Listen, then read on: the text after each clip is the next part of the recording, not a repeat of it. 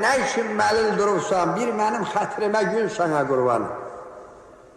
Mən bülbüləm, güldən ötürü yanıram, qoymaram qonmağa xar sana qurban.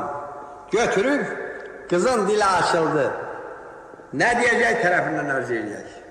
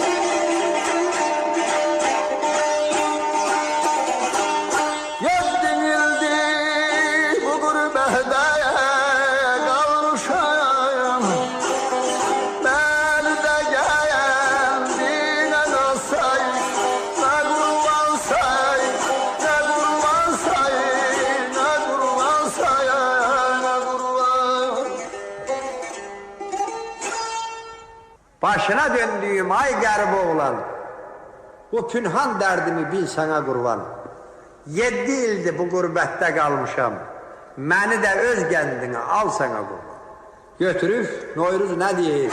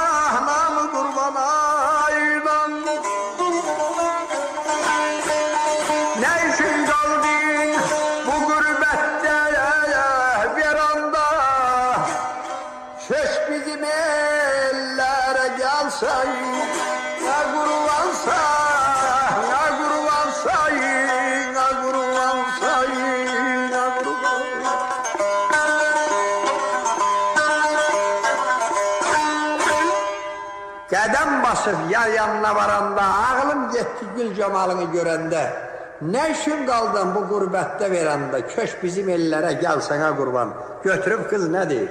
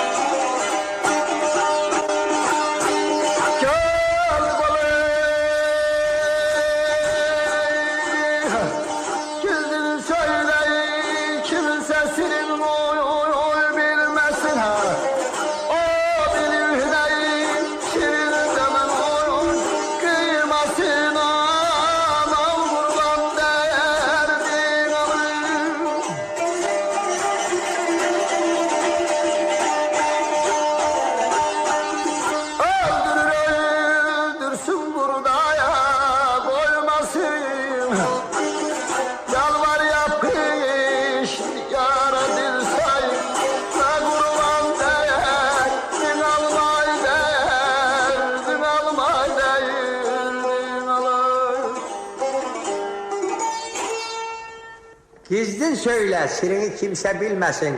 Duyufla şirin cana kıymasın. Öldürse öldürsün, yalnız koymasın.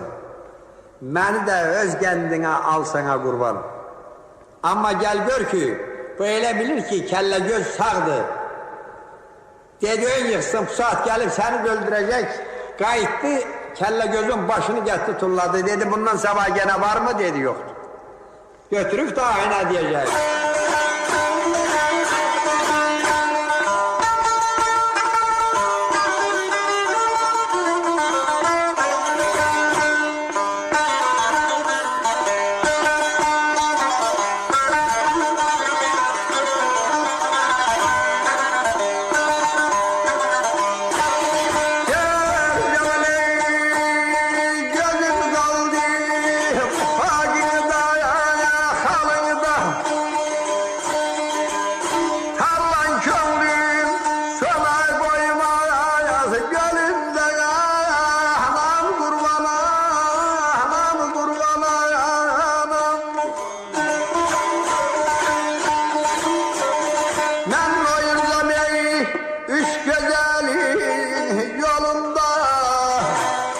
Neşekin ölmedim varsa ya kurban gana dangal vayga dangal vayga dangal vayga dangal.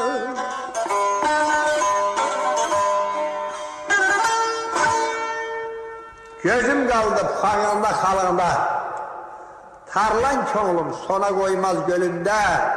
Ben Noyruz'a üç güzelin yolunda, neşe ki ölmedim var sana kurban. Götürüp kız ahırıncı sözün ne terdir?